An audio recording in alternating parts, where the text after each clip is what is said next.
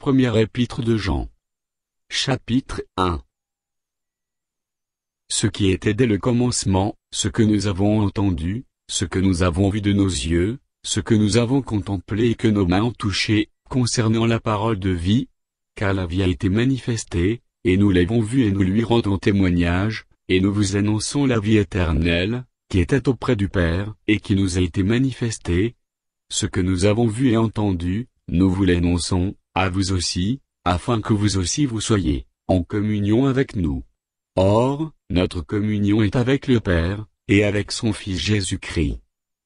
Et nous écrivons ces choses, afin que notre joie soit parfaite.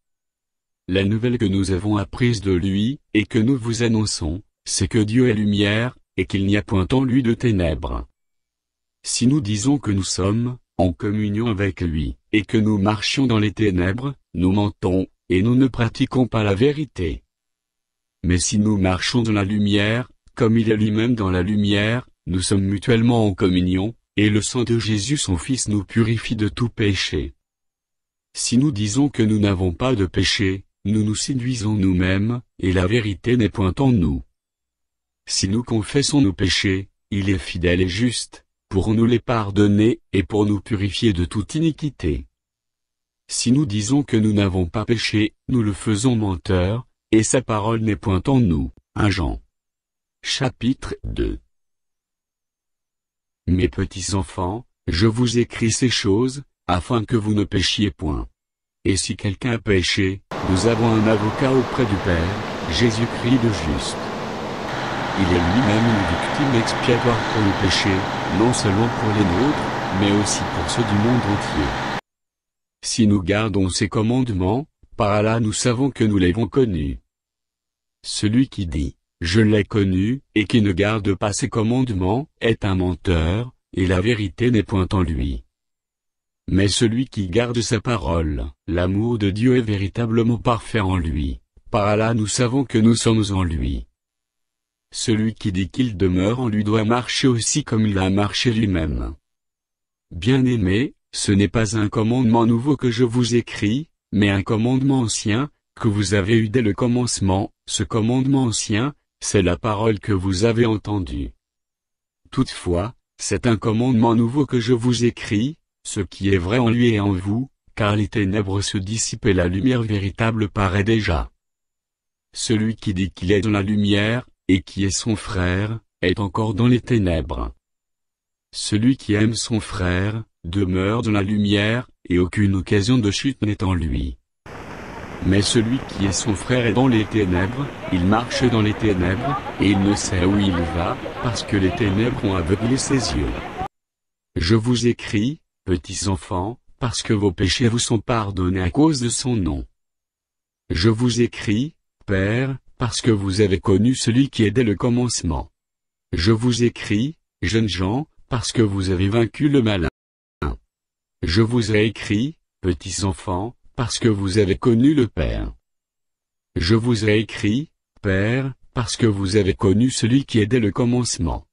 Je vous ai écrit, jeunes gens, parce que vous êtes forts, et que la parole de Dieu demeure en vous, et que vous avez vaincu le malin. N'aimez point le monde, ni les choses qui sont dans le monde. Si quelqu'un aime le monde, l'amour du Père n'est point en lui. Car tout ce qui est dans le monde, la convoitise de la chair, la convoitise des yeux, et l'orgueil de la vie, ne vient point du Père, mais vient du monde. Et le monde passe, et sa convoitise aussi, mais celui qui fait la volonté de Dieu, demeure éternellement.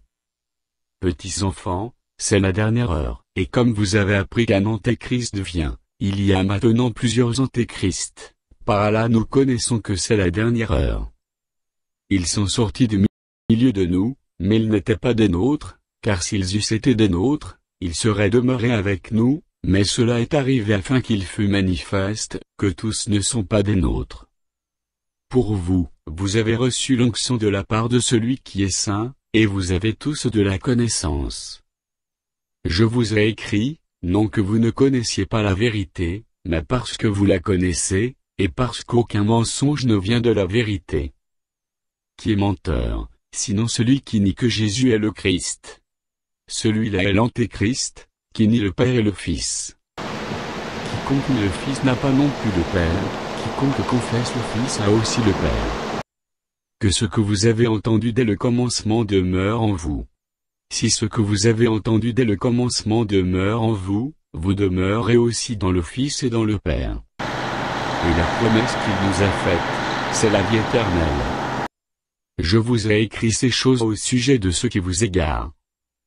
Pour vous, l'onction que vous avez reçue de lui demeure en vous, et vous n'avez pas besoin qu'on vous enseigne, mais comme son onction vous enseigne toutes choses, et qu'elle est véritable, et qu'elle n'est point un mensonge, demeurez en lui selon les enseignements qu'elle vous a donnés. Et maintenant, petits enfants, demeurez en lui, afin que, lorsqu'il paraîtra, nous ayons de l'assurance, et qu'à son avènement nous ne soyons pas confus et éloignés de lui. Si vous savez qu'il est juste, reconnaissez que quiconque pratique la justice est né de lui. 1 Jean. Chapitre 3. Voyez quel amour le Père nous a témoigné, pour que nous soyons appelés enfants de Dieu. Et nous le sommes. Si le monde ne nous connaît pas, c'est qu'il ne l'a pas connu. Bien-aimés, nous sommes maintenant enfants de Dieu, et ce que nous serons, n'a pas encore été manifesté, mais nous savons que, lorsque cela sera manifesté, nous serons semblables à lui, parce que nous le verrons tel qu'il est. Quiconque a cette espérance en lui se purifie, comme lui-même est pur. Quiconque pêche transgresse la loi, et le péché est la transgression de la loi. Or, vous le savez, Jésus a paru pour ôter les péchés, et il n'y a point en lui de péché. Quiconque demeure en lui ne pêche point, quiconque pêche ne l'a pas vu, et ne l'a pas connu. Petits enfants, que personne ne vous séduise. Celui qui pratique la justice est juste, comme lui-même est juste. Celui qui pêche est du diable, car le diable pêche dès le commencement. Le Fils de Dieu a paru afin de détruire les œuvres du diable. Quiconque est né de Dieu, ne pratique pas le péché, parce que la semence de Dieu demeure en lui, et il ne peut pécher, par ce qui est né de Dieu. C'est par là que se font reconnaître les enfants de Dieu et les enfants du diable. Quiconque ne pratique pas la justice n'est pas de Dieu, non plus que celui qui n'aime pas son frère. Car ce qui vous a été annoncé, et ce que vous avez entendu dès le commencement, c'est que nous devons nous aimer les uns les autres, et ne pas ressembler à Caïn, qui était du malin, et qui tua son frère. Et pourquoi le tua-t-il? Parce que ses œuvres étaient mauvaises, et que celles de son frère étaient justes. Ne vous étonnez pas, frères, si le monde vous hait. Nous savons que nous sommes passés de la mort à la vie, parce que nous aimons les frères. Celui qui n'aime pas demeure dans la mort. Quiconque est son frère est un meurtrier, et vous savez qu'aucun meurtrier n'a la vie éternelle demeurant en lui. Nous avons connu l'amour, en ce qu'il a donné sa vie pour nous, nous aussi, nous devons donner notre vie pour les frères. Si quelqu'un possède les biens du monde, et que, voyant son frère dans le besoin, il lui ferme ses entrailles, comment l'amour de Dieu demeure-t-il en lui? Petits enfants, n'aimons pas en parole et avec la langue, mais en action et avec vérité. Par là nous connaîtrons que nous sommes de la vérité, et nous rassurerons nos cœurs devant lui. Car si notre cœur nous condamne, Dieu est plus grand que notre cœur, et il connaît toutes choses.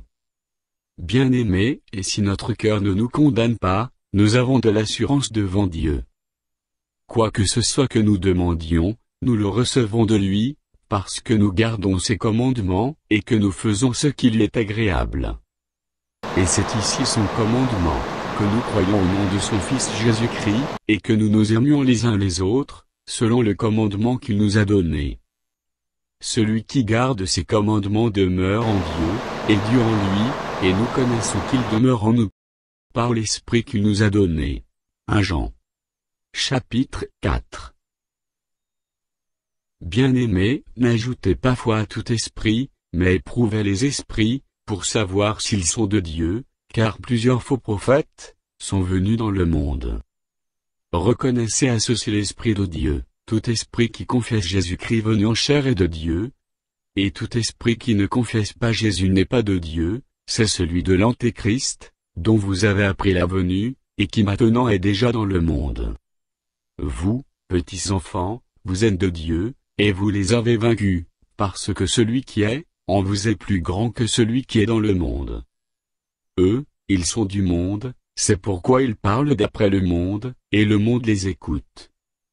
Nous sommes de Dieu, celui qui connaît Dieu nous écoute, celui qui n'est pas de Dieu ne nous écoute pas, c'est par là que nous connaissons l'esprit de la vérité et l'esprit de l'erreur. Bien-aimés, aimons-nous les uns les autres, car l'amour est de Dieu, et quiconque aime est né de Dieu et connaît Dieu. Celui qui n'aime pas n'a pas connu Dieu, car Dieu est amour. L'amour de Dieu a été manifesté envers nous en ce que Dieu a envoyé son Fils unique dans le monde, afin que nous vivions par lui. Et cet amour consiste, non point en ce que nous avons aimé Dieu, mais en ce qu'il nous a aimés et a envoyé son Fils, comme victime expiatoire pour nos péchés. Bien-aimés, si Dieu nous a ainsi aimés, nous devons aussi nous aimer les uns les autres. Personne n'a jamais vu Dieu, si nous nous aimons les uns les autres, Dieu demeure en nous, et son amour est parfait en nous. Nous connaissons que nous demeurons en lui, et qu'il demeure en nous, en ce qu'il nous a donné de son esprit. Et nous avons vu et nous attestons que le Père a envoyé le Fils comme sauveur du monde. Celui qui confessera que Jésus est le Fils de Dieu, Dieu demeure en lui, et lui en Dieu. Et nous avons connu l'amour que Dieu a pour nous, et nous y avons cru. Dieu est amour, et celui qui demeure dans l'amour demeure en Dieu, et Dieu demeure en lui. Tel il est, tel nous sommes aussi dans ce monde, c'est en cela que l'amour est parfait en nous, afin que nous ayons de l'assurance au jour du jugement. La crainte n'est pas dans l'amour, mais l'amour parfait bannit la crainte, car la crainte suppose un châtiment, et celui qui craint n'est pas parfait dans l'amour. Pour nous l'aimons, parce qu'il nous a aimés le premier. Si quelqu'un dit « J'aime Dieu », et qu'il haïsse son frère, c'est un menteur, car celui qui n'aime pas son frère qu'il voit, comment peut-il aimer Dieu qu'il ne voit pas? Et nous avons de lui ce commandement, que celui qui aime Dieu aime aussi son frère. 1 Jean. Chapitre 5. Quiconque croit que Jésus est le Christ est né de Dieu, et quiconque aime celui qui l'a engendré aime aussi celui qui est né de lui. Nous connaissons que nous aimons les enfants de Dieu, lorsque nous aimons Dieu, et que nous pratiquons ses commandements. Car l'amour de Dieu consiste à garder ses commandements. Et ces commandements ne sont pas pénibles, parce que tout ce qui est né de Dieu triomphe du monde, et la victoire qui triomphe du monde, c'est notre foi. Qui est celui qui a triomphé du monde, sinon celui qui croit que Jésus est le Fils de Dieu?